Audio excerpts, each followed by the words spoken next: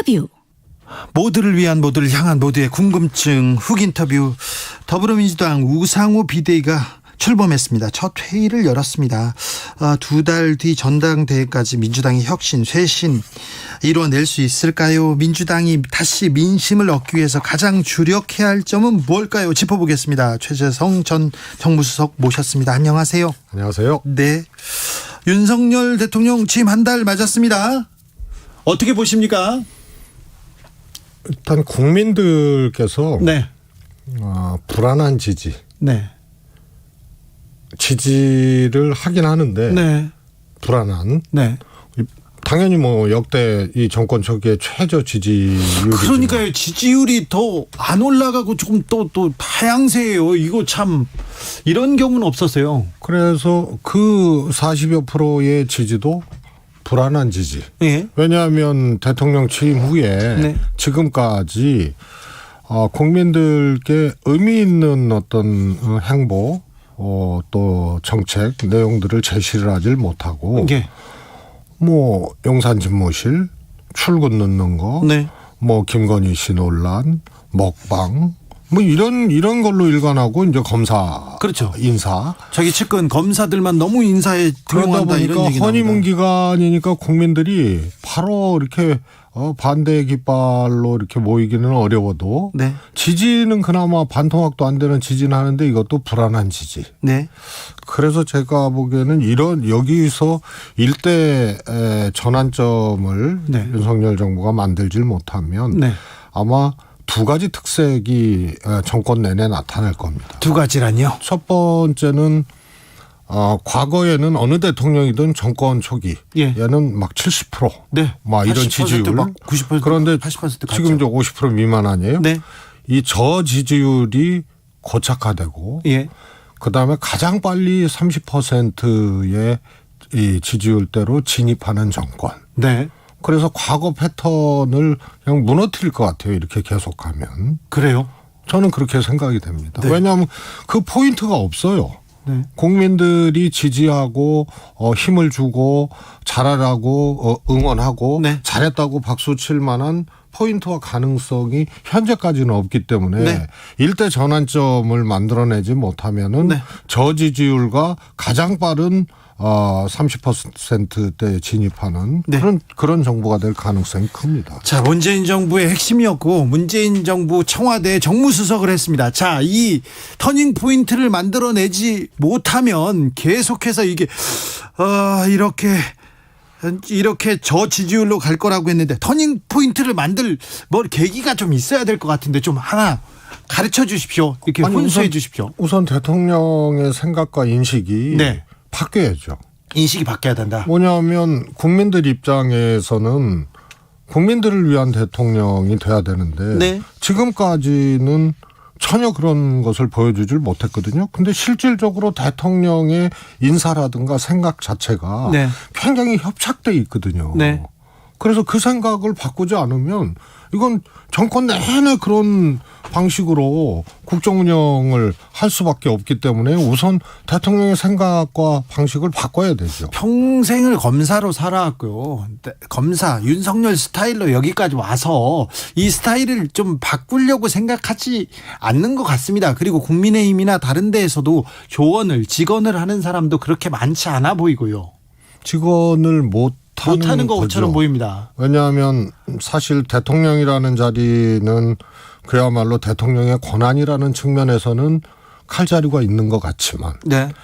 5년 내내 사실 방어적이고 포용적이고 하고 싶은 말과 하고 싶은 이 일을 그렇게 막 마음대로 이렇게 못하는 자리거든요. 네네. 그래서 방어적인 자리입니다. 네. 그런데 윤석열 대통령은 평생 칼자루를 쥐고 살아왔고 예. 이 칼자루를 놓지를 않고 오히려 지금 검사 출신 인사라든가 뭐 측근 인사라든가 이런 걸로 더 그립을 세게 쥐고 강화하는. 네. 국민들이 보기에 이게 국민의 대통령이냐, 국민을 위한 정부냐, 아니면 그들만의 정부고 그들만의 권력이냐. 네. 이중에서 당연히 후자에 대한 어떤 확인이 되고 걱정이 되는 거예요. 네. 저 문재인 전 대통령 양산 사저 관련해서 윤 대통령이 대통령 집무실도 시위 허가하는 판에 이런 얘기했습니다. 네. 이 부분은 어떻게 보세요? 그 제가 어디서도 한번 말씀드렸는데 그거는 무언가 감정이 있거나 네. 혹은 무언가를 이렇게 속에 감추고 있거나 예를 들어서 문 대통령에 대해서나 네. 문재인 정부에 대해서나 그러지 않으면은 어떻게 보면 접대용 멘토라도 그렇게는 못하는 거예요. 그렇죠. 보통 정치적 수사라는 게 있잖아요. 네. 그렇게 일부러 속뜻하고는 다르지만 그렇게 바깥에다 내놓고 이런 얘기는 안 할 텐데. 그것도 중요한 게 그 전에 예. 잘못 보도됐다고 정정을 했습니다만 네네. 윤석열 대통령께서 우려하고 있다. 네, 양산 사저 시위에 대해서 걱정하고 있는 그런 기사가 났는데 네. 부인을 넘어서서 아이고 그렇죠. 대통령 집무실도 허용되는데 뭐 법대로 되겠지 이런 식의 얘기를 하는 거는 네. 뭔가 이렇게 악감정이 있거나 뭔가를 생각하고 있지 않으면은 나올 수 없는 얘기거든요. 그런데 문 대통령한테 뭐 악감정을 가지고 있을까요? 문 대통령 문재인 정부에 대해서 어떻게 생각하는지는 확인할 수 없으나 네. 예를 들어서 대선 과정에서도 적폐 수사 예. 그거 해야 된다고 얘기를 하고 네. 이런 등등으로 봤을 때 제가 보기에는 그 말이 그냥 나온 말은 아니다. 예. 자신의 생각을 어떻게 보면 여과 없이 그냥 노출한 거다. 숨기지 못해요. 예. 네. 우상호 비대위가 공식 출범했습니다. 민주당 얘기로 좀 가보겠습니다. 2007년도 그렇고 2012년에도 그렇고 민주당이 대선에서 패했을 때 당을 추스르는 과정이 있었습니다. 근데 지금과 그때 뭐가 다르고 뭐가 비슷합니까? 그때보다 심각합니까? 2012년보다는요? 심각하죠. 심각합니까? 사실은 환경이나 여건은 그때보다 나쁘다고 보기는 어려워요. 네네. 2007년대는 아시다시피 네. 대선에서 참패한 이후로 이명박 출범했고요. 일본 정부 때. 그리고 당 내부에서도 친노 비노가 거의 이 돌아올 수 없는 강을 건넜죠. 강을 건넜고요. 또 그 이전에 열린우리당과 민주당의 분열, 그래서 네. 야권이 분열되고 열린우리당 내에서도 또 분열되는 이런 상황이었고요. 2012년도 반문, 네. 친문해서 친문 반문 그때 반문에 그 역공 엄청났습니다. 엄청났습니다. 네. 그런데 지금은 그런 게 없었거든요. 네. 그런데 지금 다시 이것이 과거의 그런 어떤 일종의 세력 갈등으로 딱 점화가 됐거든요. 네. 그래서 환경은 그때보다 나쁘다고 보기는 어려운데 네. 상황은 훨씬 더 이렇게 좀 심각한 걱정이 되는 상황이죠. 네. 좀 민주당이 잘 극복해 나갈까요? 일단 수박 공방, 계파 분열적 언어를 금지하라 이렇게 우상호 위원장은 또 일성을 보냈습니다. 두 가지가 좀 돼야 되는데요. 네. 걱정도 되고요. 하나는 대립하고 있는 대표적인 친명이라고 하고 또 반명이라고 했을 때 네. 그 정치인들 국회의원들 그 세력이 위기를 극복했던 집단적인 경험이나 네. 혹은 또 그런 것들이 없어요. 예. 특히 대선을 놓고 보면은 도전자였지만 당내에서는 대선 후보가 됐기 때문에 당내에선 도전자가 아니거든요. 네. 이재명 후보 쪽에서는 전무예요. 이런 위기의 과정을 극복했던 경험이라든가 네. 이런 것들을 가졌던 것이 그러다 보니까 위기 극복을 해야 되는 절실성이나 혹은 또 그 방법 이런 것에 대해서 적극적이지 못할 수밖에 없는 그런 이 집단적인 한계가 좀 있지 않나 싶고요. 예. 소위 말해서 반명 쪽도 그런 경향이 있습니다. 예를 들어서 친문이라고 얘기를 하는 이제 전해철 의원 정도가 간접적으로 그 위기 상황에서 조금 구성원이었고 좀 간접적 경험이 있을 뿐이죠. 그래서 양쪽 다 위기 극복을 했던 집단적 경험치가 없기 때문에 이게 매우 걱정스럽고요. 네. 또 하나는 말씀드렸지만 이재명 의원의 경우에는 대통령 선거에서는 패배한 사람이지만 네. 당내에서는 경선을 통해서 대통령 후보가 됐고 지금 가장 대중적으로나 정당의 당원들에게도 가장 이 지지를 받는 가장 큰 정치적 파워를 민주당 내에서는 갖고 있거든요. 핵심 주류라고 볼 수 있죠. 그래서 도전자의 자세로 이 위기를 극복하려고 하면 안 돼요. 네. 민주당 내에서는. 네. 그래서 이 문재인 대통령이 과거 당대표 시절이나 적어도 2012년 대선 이후로 그때는 소위 반문들이 그렇게 막 난리를 치고 탈당하고 막 이래도 외형적으로는 충돌하지 않았거든요. 네. 그때 문재인 대통령 그러니까 문재인 그때 그 당시 2012년 13년 문재인은 그 반문의 파도가 계속 밀려올 때 계속 좀 고개를 숙이고 가만히 자중하셨던가요? 그 밑에서는 설득하고 네. 어떻게든 같이 해보려고 이렇게 여러 가지 접촉도 하고 이야기도 하고 했습니다만 외형적 충돌은요. 네. 때려도 그냥 맞고 있었어요. 그게 당내에서 1등하고 있는 사람, 당내에서 어떻게 보면은 경쟁 위에 있는 사람의 자세거든요. 네. 그런데 이걸 마치 그냥 계속 도전자의 자세, 2인자의 자세로 이 문제를 당내 문제를 풀어나간다면은 그러면 누가 포용하고 누가 수습하고 그렇습니까? 네, 문재인의 길이 있고 또 이재명의 길이 있겠죠. 그러면 이재명 의원은 이 당내 분란, 이 어려움을 어떻게 수습해야 될까요?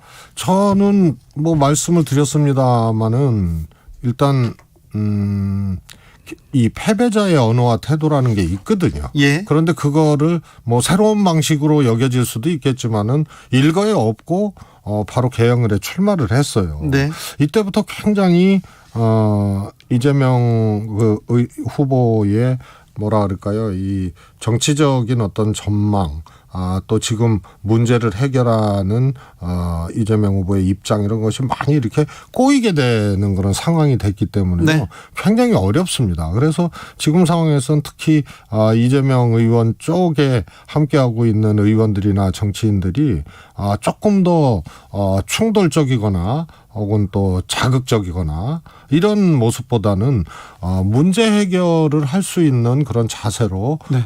조금 전환하는 게 우선 더 필요하지 않겠나 싶습니다. 이재명 의원의 핵심 지지자들은 굉장히 또 네. 온라인상이나 오프라인에서도 굉장히 적극적으로 활동하기로 유명합니다. 네. 이 부분은 어떻게?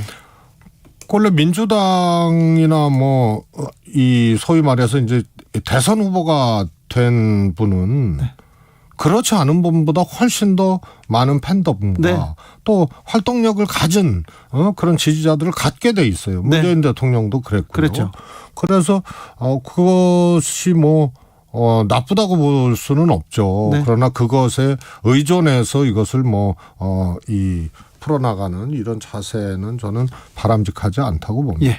이광재 전 의원이 이재명, 홍영표, 전해철 세 분은 불출마하는 게 낫겠다 이런 의견을 피력했는데 어떻게 보시는지요? 저는 그렇게 해서 그렇게 정리되면 그 나름대로 의미도 있고 괜찮은데 네. 그것이 되지 않으니 문제인데 네. 그게 되겠습니까? 그러면은 출마를 하고 경쟁을 하더라도 네. 최소한의 이 정당적인 기준, 도의, 책임감 이런 것들을 어떻게 당적으로 만들어내느냐 네. 이런 문제가 훨씬 더 현실적이지 않나 싶습니다. 민주당의 대표적인 전략가여서 제가 묻겠습니다. 이재명 의원은 차기 당권에 도전하겠죠? 저는 뭐 그건 이 도전 안 할 가능성이 0%라고 봅니다. 도전 안 할 가능성이 0%. 그래서 뭐 그런 말씀 하셨잖아요. 네. 아직 시간이 많이 남아 네네. 있어갖고 뭐 생각해보지 않았다. 네. 근데 그거는 나갈 것인가를 생각해보지 않은 것이라기보다 안 나갈 것인가에 대해서 생각해보지 않을까. 이재명 의원의 스타일을 봤을 때. 알았다. 네. 뭐 이런 거 아닌가 싶어요. 당권에 이렇게 출마하면 이재명 의원이 당선될 가능성이 매우 높지요? 매우 높습니다. 네. 예. 매우 높기 때문에 네. 이 전당대회 이후도 봐야죠. 그렇죠. 이후에 어떻게 해야 됩니까? 아니 그러니까 지금의 오류나 네. 지금의 부족함이 전당대회 이후에 이 만약에 당권을 이재명 의원이 네. 잡게 됐을 때 그 이후의 상황은 그 당권 잡은 사람을 어렵게 만드는 거예요. 매우 어렵습니다. 그렇습니다. 문재인 민주당 당대표 굉장히 괴로워했습니다. 당대표 시절 너무 힘들다고 여러 번 이렇게 뒤에서 조용히 토로하셨습니다. 그 뭐 이름 말할 수 없었죠, 정말. 네네. 예. 그런데 그래서 제가 지금까지의 이재명 의원의 정치했던 방식 네. 이런 것을 적어도 당내에서는 바꿔야 된다. 네. 도전자의 위치가 아니다. 네. 그런 점을 꼭 말씀드리고 싶습니다. 알겠습니다. 자, 김건희 여사의 행보에 대해서 좀 거기에서도 한 가지만 조언해 주십시오. 자, 어떻게 하면 국민의 마음을 살 수 있을지. 마음을 사기는 일단 첫 단추부터 잘못 깼잖아요. 잘못 깼습니다. 후보자 시절에 네. 제2부속실 없애겠다고 한 게 네. 그냥 나온 게 아니고 네. 소위 이제 김건희 여사 리스크 때문에 그랬거든요. 그렇죠. 그거를 그렇게 소위 말해서 반사적으로 그냥 없앤다. 내던진 거예요. 네. 그래서 제2부속실을 없앤다는 게 대통령 되면 영부인 김건희 여사인데 네. 그러면 공적 활동이라든가 이런 것을 어떻게 뒷받침을 하느냐. 네. 그래서 말이 안 되는 얘기를 했는데 그게 김건희 여사 리스크에 대한 나름의 대응으로 그렇게 불쑥 얘기를 한 거란 말입니다. 네. 그런데 김건희 여사는 내조가 아니고 그야말로 자기의 길을 간 게 아니거든요.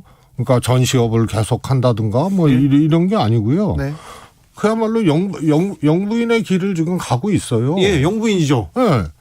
아니 영부인이라 하더라도 네. 활동을 하지 아니하고 노출을 안 하고 네. 그야말로 집안에서 내조하듯이 그렇게 하겠다고 했는데 그게 안 되잖아요. 네. 그러면 빨리 공식적이고 투명한 시스템을 만들어야 됩니다. 네. 근데 그런 의사도 사실은 없을 뿐더러 네. 하더라도 꿰어 맞추기가 되게 돼 있죠. 그렇죠. 비서관급을 임시로 행정관을 2명을 둔다거나 이런 식으로 그래서 네. 빨리 부속실을 부활하든지 공적인 시스템으로 이것을 전환하는 게 그나마 여러 가지 사고나 또 우려들을 조금 덜 시킬 수 있는 방법이 아닌가 싶습니다. 네. 윤석열 대통령이 김창기 국세청장을 임명했습니다. 청문회 없이 임명된 첫 국세청장이 되겠습니다. 권력기관장이 됐는데 이 부분은 어떻게 됐습니까? 협치에서는 좀 멀어지고 있는 것 같다 이런 생각 해봅니다.